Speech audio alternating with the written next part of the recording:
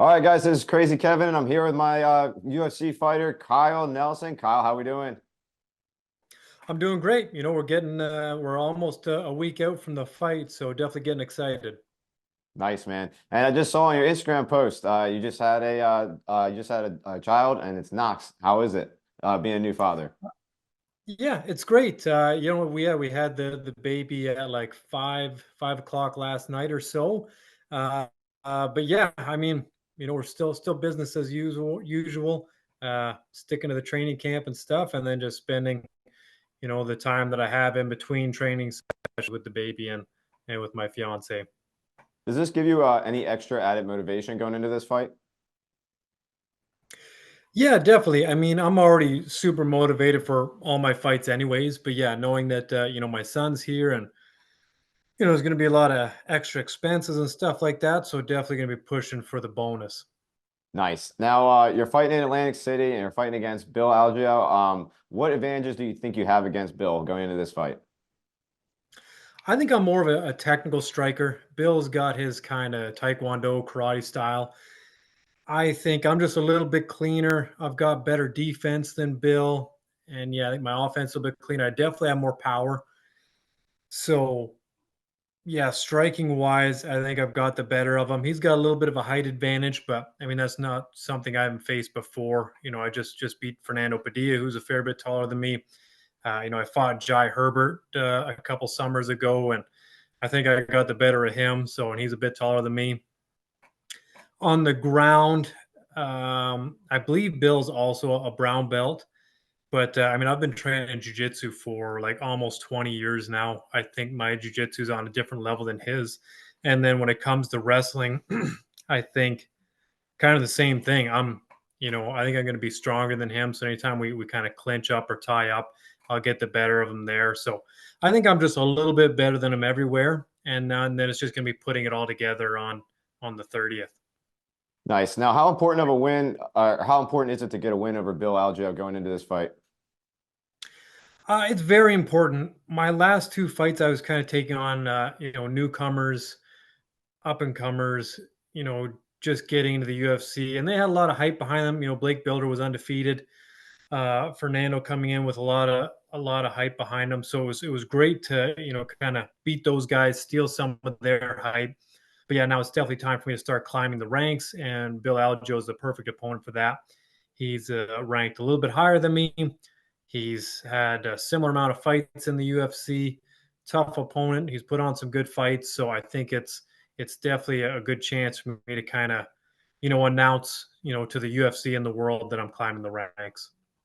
Now, if you do get past Bill, is there any guys you're looking past after that fight? I mean, I'd still love the Cub Swanson fight. I called him out after my last fight, and then I think he had back surgery or something like that. So I don't know. Hopefully, he's healing up from that soon. And I think still that make a lot of sense. He's I'm not sure where Cubs ranked at right now, but I mean he's been around forever. He's a legend. He's in the UFC Hall of Fame for his fight with the Korean Superboy. So yeah, I think it's I don't think it'd be too crazy for me to ask for a fight with him. No, I think that would be a fun matchup for sure. Now, how active do you think you want to be in 2024? As active as possible. We're already like 3 months into the year, so if I could do maybe a fight every 3 months, try and get 3 or 4 fights in for 2024 and just stay busy like that. I'm 32 now. So maybe I got 5, maybe 6 years left in the sport, but I'd like to, hammer out as many fights as I can while I'm healthy and active. Now, you're going to be fighting in Atlantic City. I'm actually going to be at that card because I'm from Philadelphia, so that'll be pretty fun to watch you live. On top of that, what was your favorite fight card to fight at? It's probably UFC Vancouver. It's kind of one of the most recent ones in my head. I fought in Toronto, which was the closest you're ever going to get to my hometown. But it was like 3 days notice. I didn't really get to absorb any of it. It was kind of show up, sign some papers, cut some weight, and then go. So I'd like to fight in Toronto again, and then get to really sit back and absorb it all. But as of right now, UFC Vancouver, it was the first time the UFC was back in Canada in like 4 years. The Canadians went undefeated. The crowd was awesome. It just seemed like kind of the perfect event. Now, when you were facing Blake Builder, how did it feel to get a win over him being an underdog? It felt great. I generally I'm always the underdog. Yeah, I don't know. Just the bookies like to put me as an underdog, which doesn't matter to me. But it generally makes my fans some money when they bet on me. I knew Blake Builder. I mean, Golden Gloves boxer. Great jujitsu, great shape, good cardio, like all around. Definitely a great fighter. But again, same thing with Bill. I mean, Bill's no slouch, but I think I'm going to be a little bit better than him everywhere. And now that I've got more confidence in my cardio and my conditioning and stuff like that, I'm going to be able to put the gas pedal down even harder now than I did against Blake. So I think we'll be looking for a finish in this one. That would definitely be nice. Now, when it comes to your fights, you're on a win streak right now. How did you basically build your win streak and basically get better from when you first started in your career? Yeah, so it was just get everything dialed in. I got into the UFC on that super short notice at 155. I did most of my fights in my career 145. So, I took the fight to get into the UFC. Didn't necessarily go my way. Then just trying to get dialed in at 145. I started training maybe not too hard, but I put on too much muscle and then cutting weight for those first couple fights at 145. Um, Even up until like the Billy Quarantillo fight, I was still carrying just too much muscle, and I'd have to really kind of malnourish myself and to get down to the 145-pound weight division. And then it just wasn't possible to refuel. I could get rehydrated and stuff like that, but I just couldn't get the nutrients and the energy back in my muscles in time for the fight. So again, against like Bill and some of the other guys I fought, like I do great in the first round and a half. And then kind of once that energy wore off my muscles, I got into that kind of almost like a secondary, not cardio system, but like once I burned off that first initial bit of energy, then my body just didn't have anything left. So now that we've got that dialed in with the weight cut and the cardio, I can go the 3 rounds, without gassing anymore. And so I'm super comfortable in that now. And that means I'll be able to, again, like I said, put the gas pedal down and definitely, start finishing guys a little bit more coming up. Absolutely.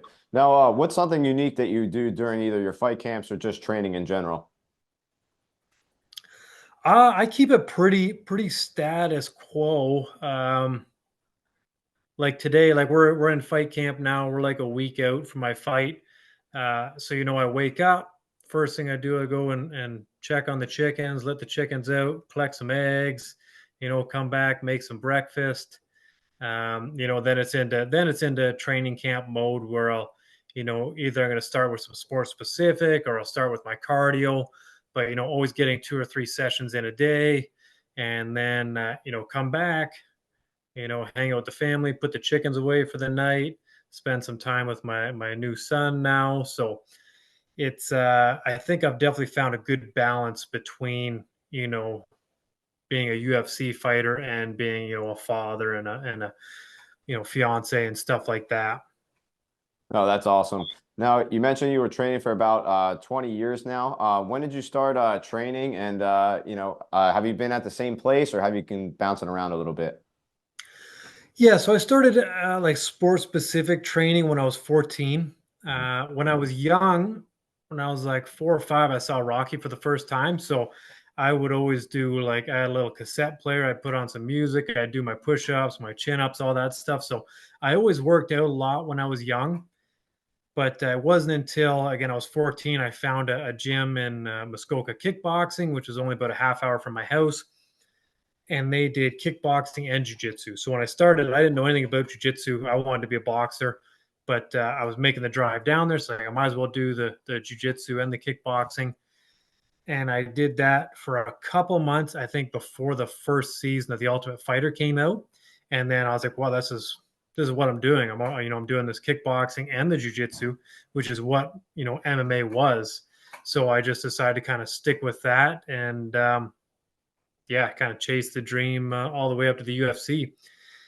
When I turned pro, I started traveling a little bit more. Just being from a small town, there wasn't a lot of training partners, so I started traveling down to a place called House of Champions. And they had a couple UFC fighters and high level Muay Thai fighters and stuff like that. And then as I got training with them, I started to travel around to places like Niagara Top Team and stuff like that. So I've definitely kind of diversified my training while sticking with a lot of the same people that I came up with.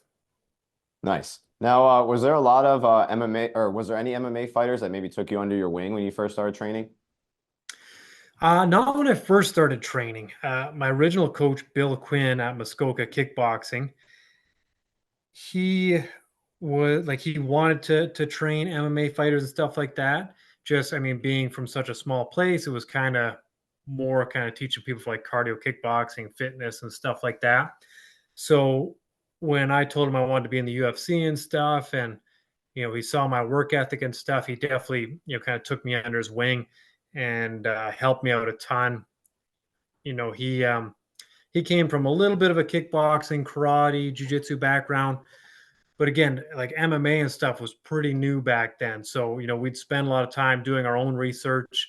He'd go home and look up, ground and pound drills or different types of MMA drills. And then we'd meet the next day and we'd drill them for hours. So that was definitely kind of how I built up, a solid base of skills.